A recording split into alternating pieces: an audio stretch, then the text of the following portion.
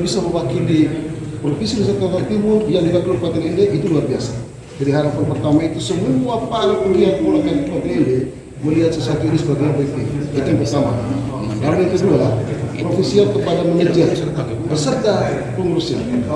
Kenapa? Karena semangat partisipasi yang luar biasa, sehingga tanpa sokongan dari dana dari pemerintah Kabupaten Ende itu dia tetap berjalan dengan sesuai harapan. Sebagai pimpinan DPRD dan hal ini mewakili sebagai ketua, kita berharap pemerintah dan pemerintahan agar memperhatikan ini dengan sungguh, karena di sana itu mereka tidak mewakili orang per orang atau belum, tetapi mereka mewakili delegasi utus Kabupaten Ende. Saya pikir kalau soal anggaran itu wajib kita untuk support, cuman mekanismenya tetap harus kita melalui proses. Itu soal kalau itu menjadi kewenangan manajer. Dan satu hal yang harus kita bangga bahwa untuk sementara kita tidak menggunakan APBD 2. Ini terkait dengan anggaran untuk menuju Liga 3 Nasional, seperti apa yang disampaikan oleh manajer dan PLT Askap tadi bahwa tanggal 25 harus terbang ke Bandung. Nah, dana dari pemerintah Kabupaten Ende belum diberikan. Kira bagaimana tanggapan Bapak? Ini menarik. Yang pertama saya kembali bertanya pada teman-teman media. Apakah Kabupaten Ende dalam hal ini Persib pernah mewakili liga yang diselenggarakan di tingkat nasional? Pertanyaan saya itu. Ini sebagai pertanyaan untuk kelanjutan menyangkut anggaran. Berarti selama ini tidak ada komunikasi antar pihak manajer Persib Ende yang akan di Bandung? Bukan soal itu.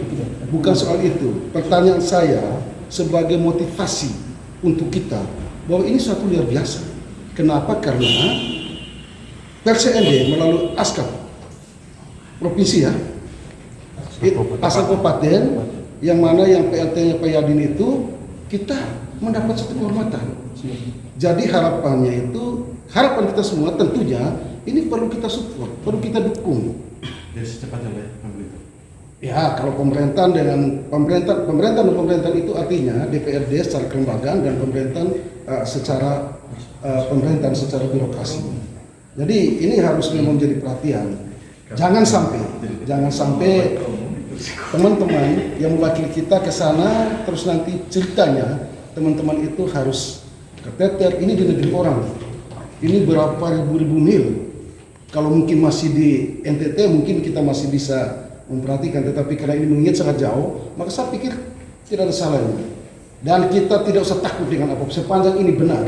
Jangan sampai kita terbayang-bayangi dengan hal-hal yang ini dicatat, penting ini.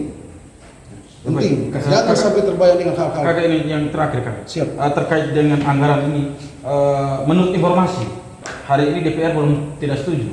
Kira-kira gimana tanggapannya? Ini satu persepsi yang menurut saya ini keliru atau miss. Kenapa? Karena di penetapan awal itu kita tidak menganggarkan ini. Lalu kalau kita menggunakan ini sifat sebelum perubahan, dia sifatnya tidak urgent.